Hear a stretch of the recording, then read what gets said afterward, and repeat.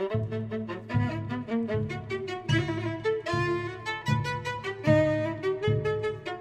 friends, welcome back to the Journal Feed. My name is Nick Zelt, and this is the only place where I get to spoon feed you guys the latest and greatest of emergency medicine.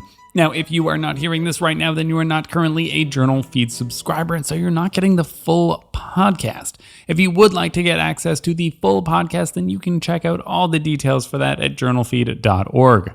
This is the audio version of the past week's articles, which this week were brought to you by our authors Alex Clark, Jacob Atholds, Jonathan Brewer, Megan Hilbert, Samuel Rouleau, and Clay Smith. All right, let's get straight into the first article, which was titled Post-operative Aspiration Pneumonia Among Adults Using GLP-1 Receptor Agonists out of the JAMA Network Open. All right, so the fears of aspiration around surgery have been way overblown for a really long time. Not because aspiration is not a terrible thing that certainly can and does happen, but because we've historically freaked out a lot about fasting times. Over the last, I'm going to say 10 years, we have learned so much, and now we don't freak out nearly as much. And in the emergency department, I don't care about fasting times at all. Of course, in the OR, it's a more controlled setting, so they can try to make some optimizations, but for the most part, it's really not so worrisome. And many of the fears that we had have actually been shown to be more harmful than good. These days, they allow you to drink water essentially right up until you go in for surgery, so we've come a long way.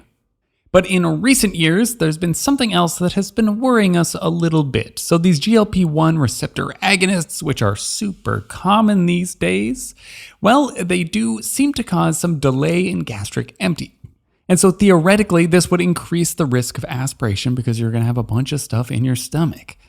So since 2023, the American Association of Anesthesiology has actually put into their guidelines that they recommend that you do not take these a week before your surgery, as though hoping this would help something. This has not necessarily been tested to be evidence-based to my knowledge. However, that's the recommendation for now. It's not that hard of a thing to do. But if we don't have to do it, then we ought not to, and so we need trials on this kind of thing. Now, these authors performed a retrospective cohort study of a market scan commercial claims database to examine the association between pre-operative GLP-1 receptor agonists and aspiration pneumonia. They looked at a huge number of claims, more than 360,000, and they found about 6,000 patients who were on GLP-1 receptor agonists within the 30 days prior to their surgery. The surgeries they looked at were 14 of some of the most common surgeries, including bariatric surgery in there, which is probably a relevant population. After adjustments, they saw no significant difference in the rates of 30-day post-operative aspiration pneumonia or 90-day acute respiratory failure rates if you were getting a GLP-1 receptor agonist. Now, while this was in patients prior to the American Association of Anesthesiology's recommendation not to take these GLP-1 agonists, we have no idea what advice was given to these patients. Typically, guidelines are way behind. So odds are anesthesiologists were already giving this advice before it was updated into the guidelines. So we have no idea if people stopped it, continued it, or what was happening, and most of these things were elective surgeries. According to the authors, though, this lines up with studies on emergency surgeries as well, which I'd say would probably be a better indicator. What does this change in the emergency department? Well, of course, it changes nothing. I don't even ask patients when they last ate. I don't really care. It's not going to change when I'm doing a sedation or if I need to, an intubation. No matter what, I'm always going to have aspiration on my mind, and I'm going to try to take steps to avoid that kind of outcome. But considering how much is actually in this person's stomach, well, I'm just not thinking about it. I hope people don't actually come away from this study just because it had enormous numbers thinking that this is good evidence. It's really not. We don't know enough about this population. But whatever, it's kind of a drop in the bucket, and hopefully in the future we'll have probably randomized control trials on this sort of thing. However, aspirations are such a rare event that it would have to significantly increase the risk for us to see a signal. So is it really ethical to even do those trials? You could just stop it for a week, a few days. I don't think that's going to do anybody any real harm. In a spoonful, GLP-1 receptor agonists were not associated with aspiration pneumonia in this very large retrospective study. But we have no idea when last the patient actually took their medication, so this tells us very little. All the same, I won't be fretting over it in the emergency department. Okay, let's skip over to the third article. titled Projected Lifetime Cancer Risks from Current Computed Tomography Imaging out of the JAMA Internal Medicine. We all know that CT scans and radiological imaging exposes our patients to radiation. There is, of course, the very real concern that this can cause DNA damage and this can lead to eventual cancers. How much cancers it's actually causing, I tend to hear the number of 1 in 1,000, give or take. I think that applies more to younger populations. But, I don't always know for sure. And how many aggregate, at least in the United States, how many cancers is this causing? Well, that's what the authors wanted to try to figure out. So the authors made kind of a risk model using 143 US hospitals and outpatient facilities across 20 states. And they included 121,000 CT exams across a variety of indications, categories, demographics.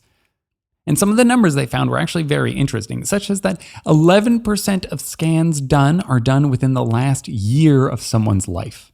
Damn. And nearly 40% of scans are done in people aged 90 to 99 years old.